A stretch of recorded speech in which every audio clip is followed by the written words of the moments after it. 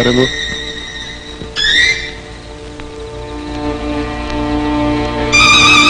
പേടിക്കാതല്ല. നമ്മൾ 3 പേര് മാത്രമേ അറിഞ്ഞിട്ടുള്ളൂ. ഏതായാലും സംഭവിക്കാനുള്ള സംഭവിച്ചു.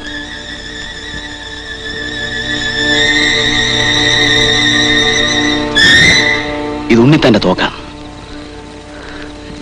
ഈ ശവം നമുക്ക് ഉണ്ണിത്താനെ കൊണ്ട് തീറ്റിക്കണം. എടാ, ഒന്ന് ധൈര്യമായിട്ട് നിൽക്ക്. ഒരു കുഴപ്പം വരില്ല. ഞാനല്ലേ പറയുന്നേ.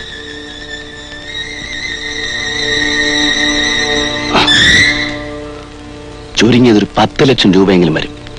ജോണി, തൽക്കാലം നീ ഇതൊരു തൊളിച്ചു വയ്ക്കും. നമുക്ക് വന്നിട്ട് പങ്കുവയ്ക്കാം. വന്നിട്ടോ? അപ്പൊ നീ എവിടെ പോകുന്നു? ഞാൻ ഇവളെ കൊണ്ട് തോട്ടത്തിലേക്ക് പോവുക. ഇയാളുടെ ഫിയറ്റ് കാറ് ഞാൻ കൊണ്ടുപോകും. നീ വാ, നമുക്ക് ഈ ശവം തോക്കെടുത്ത് കൊടുത്തിടാം.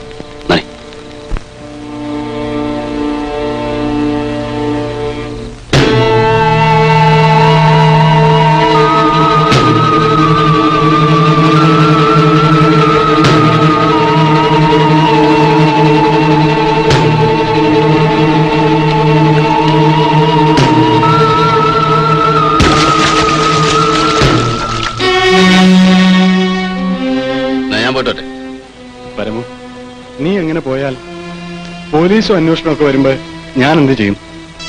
വേണ്ട, ഞാനും കൂടെ പോരാ. ഒരു ചുക്കും വരില്ല. പോണ വഴിക്ക് ഞാൻ എവിടെന്നെങ്കിലും പോലീസിന് ഫോൺ ചെയ്ത് പറഞ്ഞോളാം, ഉണ്ണിത്താനാണ് എഞ്ചിനീയറെ കൊന്നതെന്ന്. അന്വേഷണത്തിനും മറ്റും വരുമ്പോ നീ ഒന്നും അറിയാത്ത പോലെ നിന്നോളാം. പിന്നൊരു കാര്യം, നമ്മൾ 3 പേരല്ലാതെ 4മതൊരാൾ ഇത് അറിയാൻ ഇടയായാൽ ഇല്ല. എന്നാ വയ്ക്കൂ. ജോണി, എന്റെ വീട്ടിൽ കൂടി ഒരു കണ്ണ് വേണം. ഇതിൽ കുറച്ച് കാശ് എന്റെ അച്ഛന് കൊടുക്കണം. പതുക്കെ മതി. ശരി. അതെ.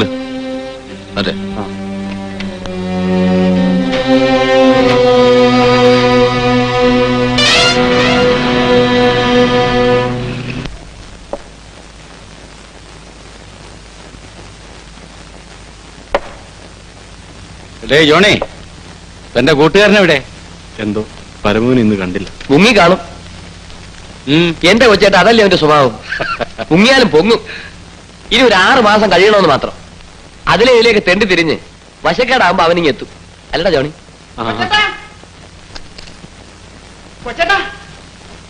എന്താടാ? ഉണ്ണിത്താന്റെ വീട് വരെ പോലീസ് എഞ്ചിനീയറെ കാണാനില്ലെന്ന്. നമുക്ക് അവിടെ വരെ ഒന്ന് പോയാലോ? വാ.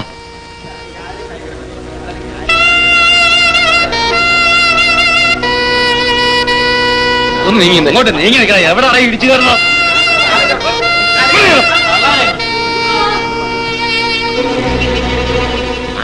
കമ്പിയും സിമെന്റും ഒക്കെ ഞാൻ വെട്ടിച്ചതാ, സമ്മതിച്ചു. അത് ഞാൻ കോടതി പറഞ്ഞോളാം.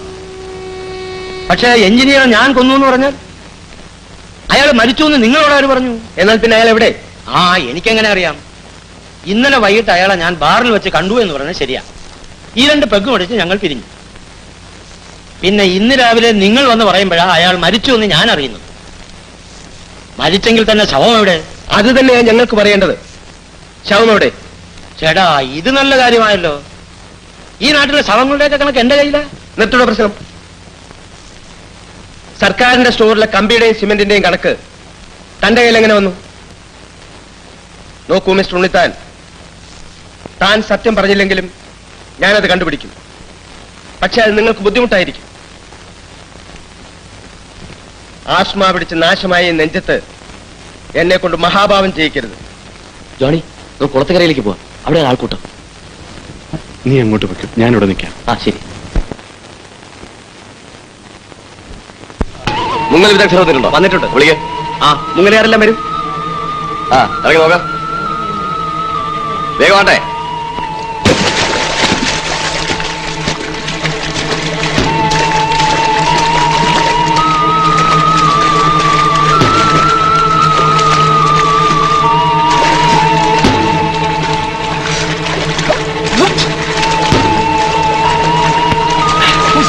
ബോഡി ഇവിടെ ഉണ്ടെന്ന് തോന്നുന്നു.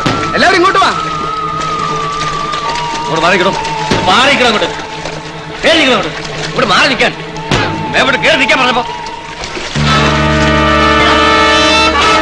മാറി നിൽക്കാൻ. അങ്ങോട്ട്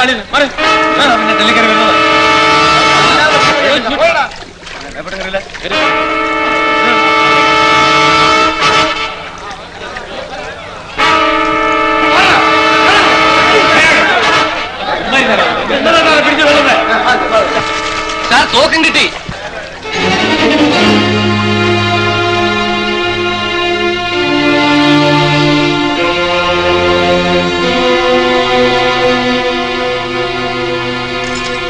സാർ, ഇതാണ് ശവത്തിന്റെ കൂടെ കണ്ടെടുത്ത തോക്ക്. ബോഡി പോസ്റ്റ്മോർട്ടത്തിന് അയച്ചേക്കും. Yes sir.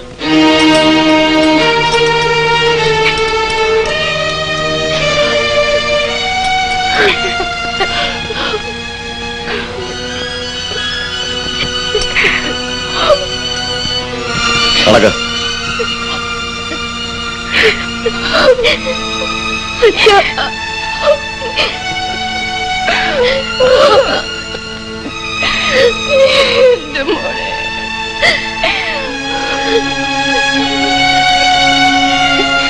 ഇപ്പൊ എല്ലാവർക്കും തൃപ്തിയായില്ലേ? കുഞ്ഞെ, ഉണ്ട ചോറിന് നന്ദി കാണിക്കുന്നവനാണ് നീ വറിയത്.